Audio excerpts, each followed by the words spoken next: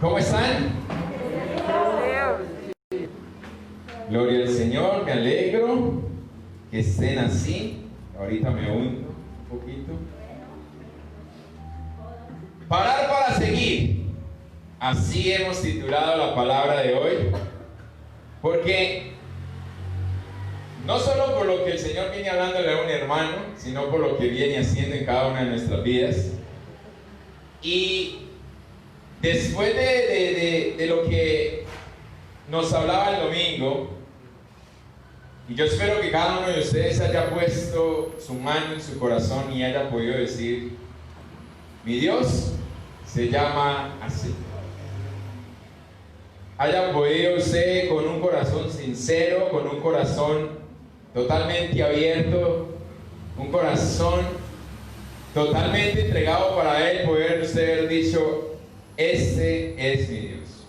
Y entonces, a través de esto, de que usted ya sepa cómo se llama su Dios, de que usted sepa cómo y quién es el Dios al que usted busca, entonces es necesario parar, hacer una pausa, hacer un alto en nuestra vida y poder reflexionar para poder seguir.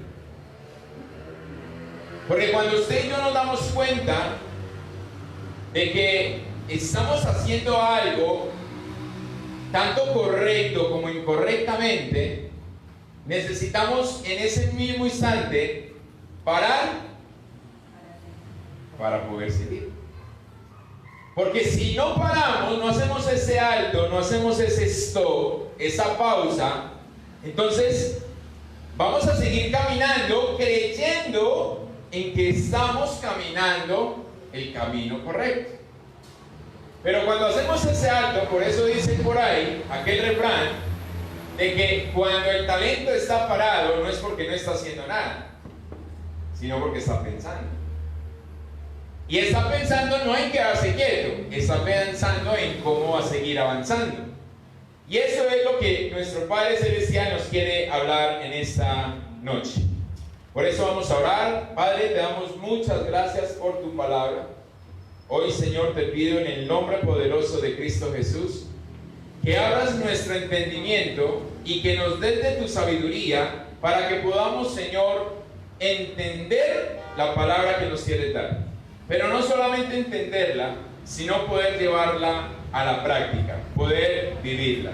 Señor, ayúdanos a hacer ese alto, a hacer esa pausa, a reconocer primeramente para poder seguir.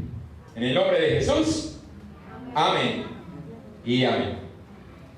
Entonces, mis hermanos, ustedes ya lo hicieron, y si no lo han hecho, yo creo que es tiempo de hacerlo, de poder hacer esa pausa, poder evaluarse. Veo que con todo lo que está sucediendo, he escuchado el comentario de muchas personas, tanto líderes como ovejas o como pueblo de Dios, que están preocupados acerca de la persecución venidera. Y muchos dicen que ya la persecución se puede estar creando acerca de todo lo que se escucha en las redes sociales o en los noticieros acerca del chip que quieren implantar. Pero esta semana sale a la noticia o sale a la luz de que ya a partir de ayer está la cédula digital. Los que vayan a sacar cédula, yo no sé si no le van a entregar nada, pero ya está digital. Ya usted dice, o yo no sé qué le van a poner, no sé, y le ponen y usted sabe si tiene plata, si no tiene, si el banco está lleno o vacío, si debe o no debe, si está enfermo o no. Eso va a ser una cadena, así tal cual como cuando empezó todo eso de las fotomultas, porque las fotomultas empezaron y a uno le llegaba un papel, pero ya ahora le llega a uno un mensaje, ya se ahorran el papel, están trabajando con el medio ambiente, y le llega ese mensaje al celular y ellos, ¿y este por qué? Claro, ya los datos están en todas partes. Eso es donde le toman y dicen que protección de datos. No, eso lo sueltan y se lo dan a cualquiera, bueno, creo yo. Entonces, ya está uno marcado en todas las redes sociales. En todos los sistemas del gobierno estamos marcados. y allí nos van a poner. Y eso es lo que está sucediendo. Entonces la pregunta que yo hacía era, ¿será que esa es la persecución de verdad? Porque es que, ¿cómo yo sé que debo parar para poder continuar? Para seguir, sabiendo lo que se está viniendo, o sabiendo lo que estamos viviendo. Y entonces, es la parte donde nosotros estamos preocupados, quizás por lo que se esté levantando el hombre, o el enemigo, cualquiera, puede hacerlo. Pero tenemos que tener consciente de que ese Dios que ya sabemos cómo se llama, de ese Dios que ya sabemos al que estamos buscando, lo está permitiendo porque su palabra dice que tiene que suceder. Pero entonces, usted y yo estamos preocupados por la persecución que se viene o por el reino de los cielos, el reino del Dios Todopoderoso. Ahí es donde nosotros tenemos que hacer un alto y decir a qué debo preocuparme o de qué debo de ocuparme, más bien, no preocuparme, ocuparme. Si yo no paro, hago el stop, la pausa, la reflexión, entonces voy a seguir andando el camino angustiado por la persecución que puede estarse levantando. Pero ¿y el reino de los cielos? ¿En dónde se queda? Y ahí es donde actuamos muchas veces, como nos lo hablaba el Señor en cierta ocasión, con una motivación incorrecta acerca de lo que estamos haciendo. ¿Por qué? Y resulta que el sufrimiento es inherente a la vida misma o a la existencia misma. No se puede desligar. El sufrimiento es como algo, llamémoslo, natural de la misma existencia del ser humano. Por más que usted, o por más que yo, o cualquiera quiera correrle al sufrimiento, te va a alcanzar. Entonces, ¿a quién le estamos corriendo? Y es así que, por lo tanto, el creyente de Cristo se encuentra en este mundo caído para experimentar precisamente ese sufrimiento, y el negarlo sería no solamente ingenioso, sino engañoso para nosotros mismos. Si yo niego que el sufrimiento me debe de tocar, entonces me estoy engañando a mí mismo, porque me va a tocar. Por eso muchos dicen que la gran tribulación no le toca al pueblo, a la iglesia del Señor, y yo lo dudo, porque la palabra me muestra que en la gran tribulación van a haber cristianos, y si hay cristianos, ¿será que hay iglesia? ¿Sí o no? Entonces, ¿será que se refiere, cuando dice que no le toca a la iglesia, se refiere a que a mí no me va a tocar? Entonces, necesitamos nosotros no engañarnos a nosotros mismos, no ser ingenuosos o ingenuo, no ser ingenuo en esa parte de decir, no, es que para mí no es. No, es que yo no voy a sufrir. No, es que yo le corro el dolor. Yo he dicho precisamente eso. Al ser humano no le gusta el dolor, pero vive en medio del dolor. Y no le gusta el dolor, pero hace poco para salir del dolor. Y aquí estoy hablando acerca de lo que nos hablaba el Señor cuando nos decía que estamos infectados de ese virus mortal que se llama pecado. Sabemos que estamos mal, pero no hacemos nada para salir de eso que me está haciendo estar mal. No reaccionamos. Y eso es lo que pasa hoy. Entonces, nuestra desobediencia nos muestra o nos hace sentir el dolor pero no el dolor que necesitamos sentir para saber o conocer a ese Dios verdadero, a ese Dios de la Biblia, que nos permite el sufrimiento solo para acercarnos y confiar en Él. Y entonces estamos usted y yo luchando, estamos peleando, porque eres salir de ahí, Señor, quítame, y entramos en oración, y entramos en ayuno, y hacemos muchas cosas, pero el Señor dice, pero es que, ¿y cómo te moldeo entonces? ¿Cómo te transformo? ¿Cómo te hago una mejor criatura? Él mismo lo dice de que para que a la oliva pueda dar el aceite, ¿hay qué? Para que la uva pueda dar el vino, ¿hay qué? Y por eso es que en Proverbios, creo que Proverbios, no estoy mal, una vez todos hicieron una reunión, todos los árboles, y se fueron a decirle al olivo, queremos que usted sea el rey de nosotros. Y el olivo dijo, no, si yo soy el rey de ustedes, me voy a perder la oportunidad de dar el mejor aceite para el rey. Entonces se fueron pan de la vid, no pan de David, para la vid. Le dijeron que querían que ella fuera el más poderoso de todos los árboles. Me pierdo para yo dar el mejor vino para el rey.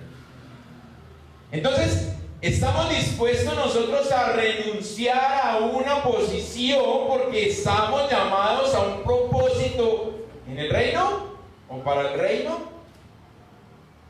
Si usted dice que sí, si usted dice amén, entonces prepárese porque el sufrimiento es constante.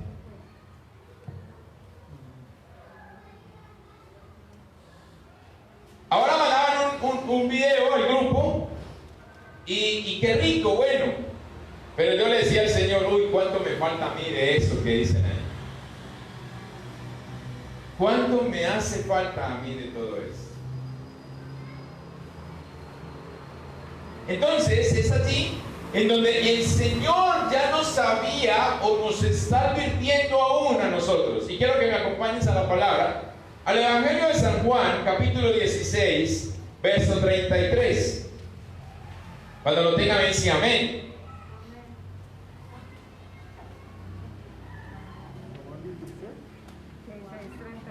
16:33 de San Juan.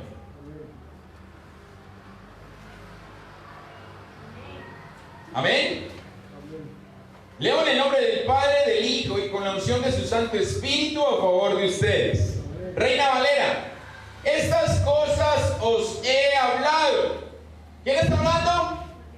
Jesús. Ya no lo ha dicho. Para que en mí tengáis paz. Ya te he hablado para que después no se alarmen, para que después usted no diga, ¿y por qué yo? Si yo voy a la iglesia, si yo oro todos los días, asisto a los ayunos. En el mundo, ¿dónde están ustedes? En el mundo tendréis aflicción. Diga al que tiene a su lado, oiga, le están hablando. Vas a tener aflicción.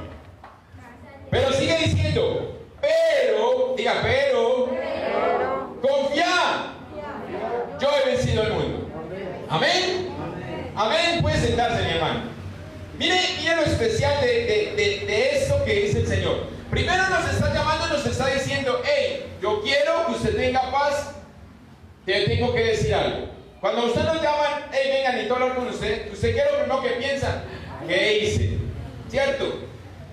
Y Jesús nos está llamando a nosotros y nos está diciendo, venga, necesito decirle algo. Aquí en secreto, que esto no me escuchen. Hey, Señor, yo no fui. No, usted no fue, pero quiero que usted fuera, que usted sea. Quiero que usted sea el que tenga paz cuando el sufrimiento te toque. Porque estás en este mundo, porque estás en este estuche que es carne, que duele, que se incomoda, que se molesta. Pero Él dice, una cosa quiero, aparte de que tengas paz, que confíes en mí. Confía en mí porque yo he vencido. Entonces el Señor nos lleva con todo esto a que podamos confiar en Él. Ahora la pregunta es, o más bien, vamos a definir qué es sufrimiento, porque así como estoy tratando con los chicos los días sábados en el Club del Laberinto, así mismo sucede para nosotros. Lo que para mí es malo, para usted muchas veces no lo es, o viceversa. Entonces, lo que para mí es sufrimiento, quizás para usted no es. Ay, no, tengo un sufrimiento porque el Señor me puso a ayunar. Y usted dice, ay, ¿cómo así? No, ayunar, súper bueno. Yo ayuno todos los días. Sí, ok, es para mí malo, para usted no. Para mí es sufrimiento, para usted no. ¿Qué es sufrimiento para usted? ¿Qué es sufrimiento? Y yo quiero que usted se pregunte ahí, ¿cómo definiría usted el significado de la palabra sufrimiento? ¿Por qué? ¿Por qué necesitas saber esto? Porque el sufrimiento lo único que nos muestra, si lo llevamos a una regla general, es inconformidad. Así para usted sea, o para mí no sea, o viceversa, en general los dos estamos inconformes. Y entonces, cuando estamos inconformes, la mayoría de nosotros, ni siquiera la muerte que es concreta y definitiva a la cual nos estamos dirigiendo, porque ¿quién se va a morir? Pero voy con miedo, es que no, todos vamos a morir, ¿sí o no? Bueno, yo espero que el Señor me coja todavía vivo. ¿Se imagina? Uno así, un cuchito, pero ya está a la vuelta a la esquina, ya está. Por eso de una vez arrepiéntese, mi hermano, si no se arrepiente. A no ser que el que venga no sea su Dios. Pero entonces, nos dirigimos hacia esa muerte que es concreta, que es definitiva. Pero esto, aún sabiendo que nos vamos a morir, no produce la crisis que produce el que nosotros nos demos o tengamos la posibilidad de que nuestra vida o la comodidad de nuestra vida, la que estamos viviendo, el estilo de esa vida a la cual estamos acostumbrados, cambie. Usted puede estar diciendo, yo sé que me voy a morir, pero eso no te lleva a la crisis que te lleva cuando tu vida, el estilo de tu vida, genera un cambio. Por lo que sea, hay un cambio. Entonces usted se preocupa, usted entra en esa regla general que es una inconformidad y usted entra a ese sufrimiento. Pero yo qué hago? Yo siempre digo que la excusa de nosotros los papás es los niños. ¿Y mi niño qué voy a hacer con él? Y él relajado por allá, jugando. ¿Y yo qué le voy a dar de comer? Y él por allá.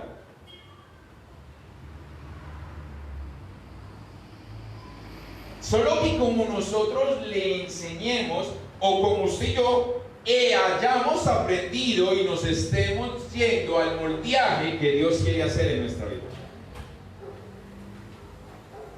Estos días, esta semana mi hermana se iba a comprarle a los hijos de ella un par de zapatos. Y ella salió toda contenta porque había una promoción 2x1, pagaba los más caros. Y yo, ¿cuánto pagó? 320,000. Y yo, ¿cómo? ¿Los zapatos míos para cuánto tiempo? Pero ella salió contenta porque salió con 2 pares. Yo le decía, santo, los míos valen 50. Y en promoción. Y el 2x1 también. No, que es que los niños, que ellos no se ponen esos. ¿Quién nos enseñó a eso?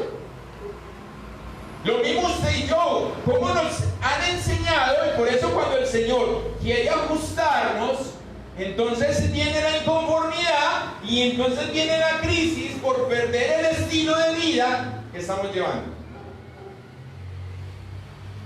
Cuando tenemos la mano o cuando estamos agarrados de aquella rama que yo sé que es segura, Y entonces yo digo, se puede caer el mundo, pero yo confío en el Señor. No, yo confío en la rama que tengo. Y cuando esa rama se cae, ay, ¿yo qué voy a hacer, Señor? Y empiezo a desacomodarme. Porque Él quiere ajustarme, porque todo esto solamente es para llevarme a confiar en Él. Entonces, de esta manera, una crisis profunda nos devuelve a la realidad de lo frágiles que somos y lo quejumbrosos que es el pueblo de Dios. Señor, ¿pero por qué? Frágiles y quejumbrosos. ¿Cómo es que la queja avanza? Somos buenos. No, estoy adorando al Señor, por favor. Quítame esto. Pero venga, usted ya. Ahora, cuando nos comparamos con otros hermanos de la historia de la iglesia o de la historia bíblica, entonces empezamos a decir, ay, santo, pero ¿y él cómo hizo? ¿Y él por qué sí pudo? ¿Yo por qué no? Entonces, aún más queda revelada la fragilidad y lo quejumbroso que soy yo. Porque si David no se quejó, si Pablo no se quejó, si los mártires no se quejaron, ¿por qué lo estoy haciendo yo? Si hasta ahora no he sufrido. ¿Cómo así que no, pastor? Pero vea, llevo una semana que mi nevera está con vela. No, eso no es sufrimiento. Eso no es sufrimiento. No, eso hace parte de lo que el Señor quiere que tú hagas para Él. O de una mala mayordomía. Pero de lo contrario no, porque es que el Señor no haría eso. Él dice que en la mesa no va a faltar el pan. Sino que como usted no comió pan, entonces extraña la carne. Y por eso usted es un sufrimiento. Entonces, todo esto nos muestra a nosotros, más bien nos lleva a la realidad que estamos viviendo hoy. Y sin importar cuán tan grande o merecido sea el sufrimiento, esto nos lleva a la certeza de que al parar, me puedo analizar, puedo reflexionar, pero sobre todo tener la certeza, la convicción de que puedo avanzar, puedo seguir, porque esto me va a ayudar a conservar la esperanza, teniendo la buena noticia de que papá está poniendo sus ojos sobre él. Yo paro, yo hago ese alto, pero no hago ese alto simplemente para decir, Señor, ¿y qué hago? No, en meterme con Él, en intimar con Él, para poder encontrarle, pero ¿a quién estoy buscando? Que es lo primero que necesitamos definir. Y como ya lo definimos el domingo, entonces por eso el Señor nos está hablando de esa manera hoy. Pero usted tiene que estar conectado con Él. Como esta mañana nos hablaba en el devocional, mis pensamientos tienen que estar en armonía a los pensamientos de Él. Porque de lo contrario, yo siempre voy a decir, eso no es para mí. Eso es súper difícil, yo no soy capaz de soportarlo.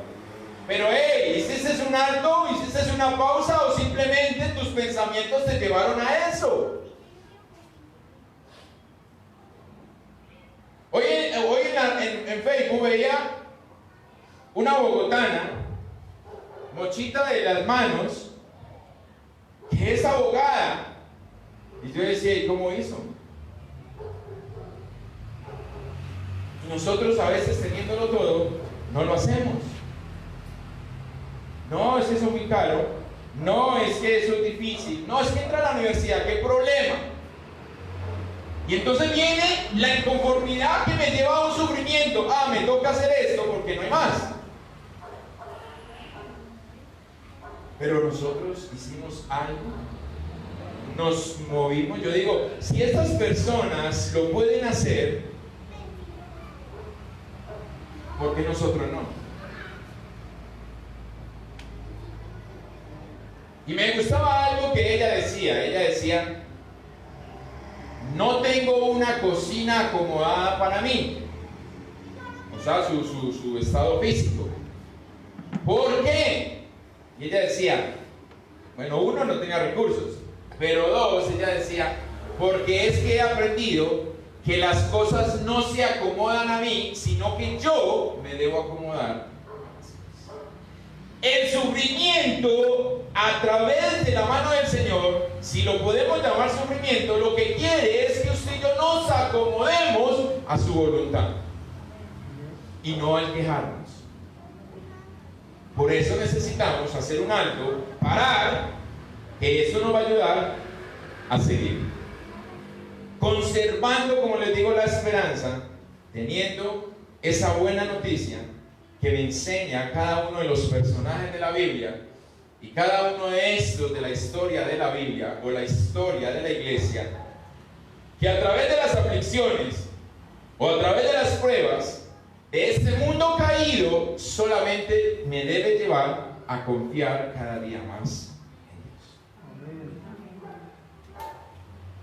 El Señor nos dijo al inicio de este año, confía en mí. Y si no confían en mí, va a ser un año muy difícil. Muchos hicimos planes, hicimos cosas para este año, pero de todo eso, quizás poco se pudo cumplir.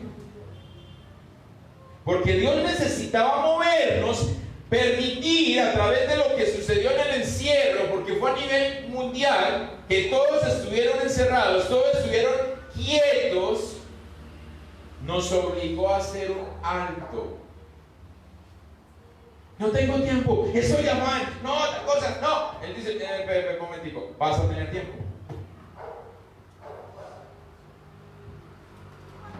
Por eso es que yo me sigo preguntando, 6 meses no sirvieron de nada. ¡Wow! Entonces, ¿a qué Dios estamos buscando? Si en 6 meses Él no hizo nada en mi vida, ¿será que cuánto más necesita para poder que sea? ¿Cuánto más? Al ir a través de la historia de la iglesia, existen muchos hombres que nos dejan grandes reflexiones de cuando las cosas van de mal en peor, proveyendo con esas experiencias el ánimo y la esperanza para navegar en un mundo difícil lleno de crueldad. La Biblia me muestra todo esto, y no solo la Biblia, sino aquellos hombres que dejaron su reseña, aquellos hombres que dejaron su legado por lo que hicieron, los que tradujeron la Biblia, los que se arriesgaron su vida para llevar el mensaje a esas zonas difíciles. Todos aquellos que se fueron contra esa cultura, como nos enseñaba la hermanita Berta, en esa contracultura, para poder extender el reino de Dios. A ellos le debemos nosotros el hoy estar aquí escuchando su palabra, pero el darnos cuenta qué es lo que Dios quiere y cómo nos quiere llevar paso a paso. Por eso es que hoy a nosotros nos costaría, y cuando digo nosotros hablo de la iglesia en general, nos costaría el poder expresar las palabras que expresó Pablo: el morir es ganancia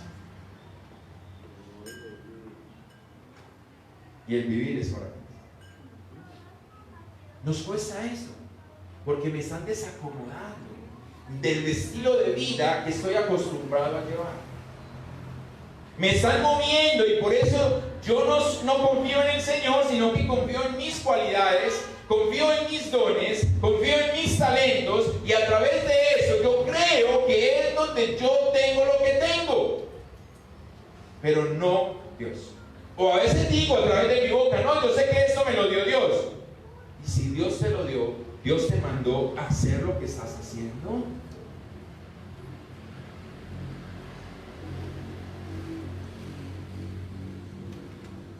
¿De qué manera?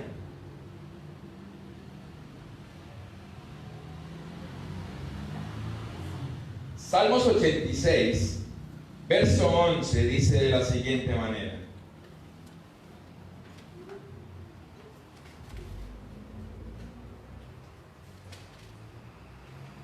Enséñame, oh Jehová, tu camino. Caminaré yo en tu verdad. Afirma mi corazón para que tema tu nombre. Por eso, parar para seguir debe ser siempre nuestro avanzar. Parar para seguir tiene que ser en nosotros, en nuestra vida, siempre el avanzar. No es el parar para quedarme quieto o el parar para retroceder. Tiene que ser el parar para poder continuar. Como cuando estamos subiendo una montaña o una falda o una loma. Usted no para decir, ay, yo mejor devolverme. No, usted para, toma aire y sigue. Y va para arriba. Así como nos mostraba o nos enseñaba el Señor acerca de lo que hace el buey cuando va cuesta arriba y está pantanoso. Él llega a un punto donde él dobla sus, digamos, rodillas. ¿Se llama rodillas también? Sí, bueno. Sus rodillas, y el animal cae ahí, pan. Y ¿es el que se va a quedar ahí? No, está tomando esa pausa para poder continuar. Después se para y el hombre sigue como si no le hubiera pasado nada. Bueno, el animal, pues, el hombre no. Pero lo que nos enseña es que cuando usted y yo estemos así, necesitamos caer de rodillas para poder tomar fuerzas y poder continuar. El animal lo hace. Nosotros nos quejamos. Ayúdenme a orar. ¿Cuándo es que el Señor me va a quitar eso? Entonces, mis hermanos, ¿conoces su camino? Te preguntaría yo. ¿Conoces el camino de la verdad o caminas en su verdad? Acuérdese que su verdad es la palabra. Porque si caminas en su verdad, tu corazón es afirmado y tu temor será en ti por su santo nombre.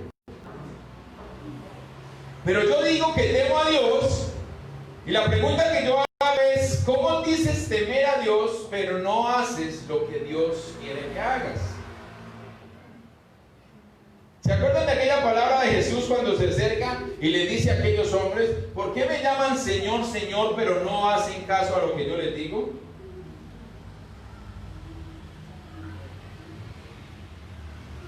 ¿Por qué me dices que me amas, pero haces lo que yo no amo? Entonces, ¿me amas? Dice el Señor. Agustín de Hipona, que vivió entre los siglos 4 y 5, dice sobre esta cita bíblica lo siguiente, y abro comillas: algún día tendremos una alegría, quiero que me preste atención, algún día tendremos una alegría libre de miedo, pero las inseguridades actuales de este mundo significan que nuestra alegría es imperfecta y que el miedo es necesario. Si estamos completamente seguros, nos regocijamos de la manera incorrecta. El temor al Señor interrumpe esa seguridad al recordarnos que la naturaleza pasajera de este mundo temporal. No esperemos seguridad mientras estemos en peregrinación. ¿Ustedes son peregrinos? Y él dice, no esperes seguridad mientras seas un peregrino. Porque el peregrino no sabe si hoy está o no en este lugar. Y como no sabemos si cuándo vamos a partir de este lugar, entonces la seguridad no está. Porque mañana tengo que alzar todo y vamos. Pero no porque yo lo planeé, sino porque en este caso nuestro Padre Celestial nos está llevando. Ahora, yo quiero, esta frase es de John MacArthur. Quiero que la colocaba yo en el estado de mi WhatsApp. Y quiero que usted la analice con base a lo que Agustín nos acaba de decir. Agustín nos acaba de decir de que si yo me regocijo me estoy haciendo en una forma incorrecta, o lo estoy haciendo en forma incorrecta, porque estoy regocijado en mi propia seguridad y no en la del Señor. ¿Por qué? Porque soy peregrino y no sé cuándo voy a estar, hasta cuándo voy a estar. Pero MacArthur dice de la siguiente manera, abro comillas: cuanto más te parezcas a Cristo, más te tratará el mundo como a Cristo. Tal vez no te persigan mucho porque no hay mucha similitud. Cierro comillas. Entonces la pregunta es, ¿te pareces a Cristo?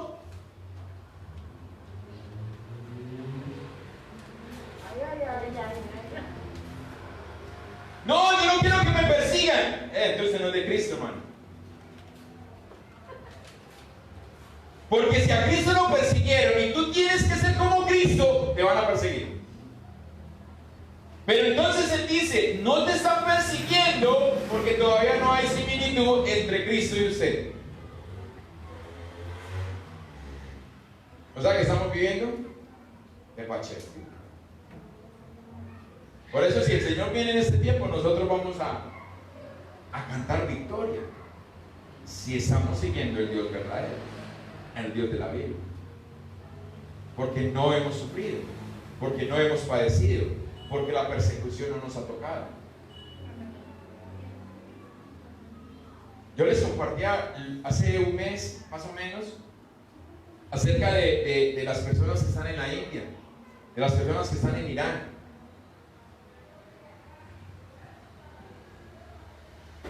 En donde comparten el Evangelio, pero tiene que ser al escondido. En donde no es como nosotros que podemos tener 2, 3, 4 versiones de la Biblia. Ellos tienen una, y no para cada uno. Una para varios. En donde la aprovechan, porque solamente tienen una. Pero ¿qué tanto la aprovechamos nosotros? Por eso John MacArthur dice acerca de no estamos siendo iguales a Cristo todavía. Por eso Agustín nos dice que tenemos o nos regocijamos, pero en una manera incorrecta. Porque el temor al Señor, el verdadero temor a ese Dios verdadero, irrumpe la seguridad, el confort en el que nos encontremos. Y allí nosotros entramos en una crisis porque cambia el estilo de nuestra vida. Y como pueblo de Dios, ese parar para seguir es para que nos demos cuenta si verdaderamente usted y yo hemos muerto a nosotros mismos. Hemos dejado de hacer nuestra voluntad para hacer la voluntad de Él.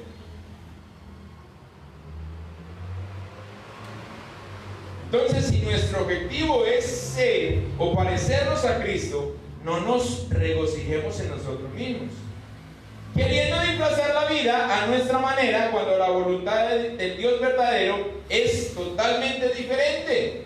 Por eso, mi hermano, pare para seguir, porque ese debe ser siempre nuestro avanzar. ¿Amén? Así que creo que queda una tarea para cada uno de nosotros de darnos cuenta si verdaderamente estamos caminando su camino y cuál es el temor que estamos sintiendo y hacia quién estamos sintiendo temor, para poder ser conforme la estatura o la similitud de ese varón perfecto. ¿Qué le dijeron a Pedro? Que huele como él. Y cuando Pedro habló, dijo: ¡ay, usted habla como él! Y Pedro ya no sabía qué hacer. Huele y habla. Entonces, tenía que salir corriendo. ¿Cómo?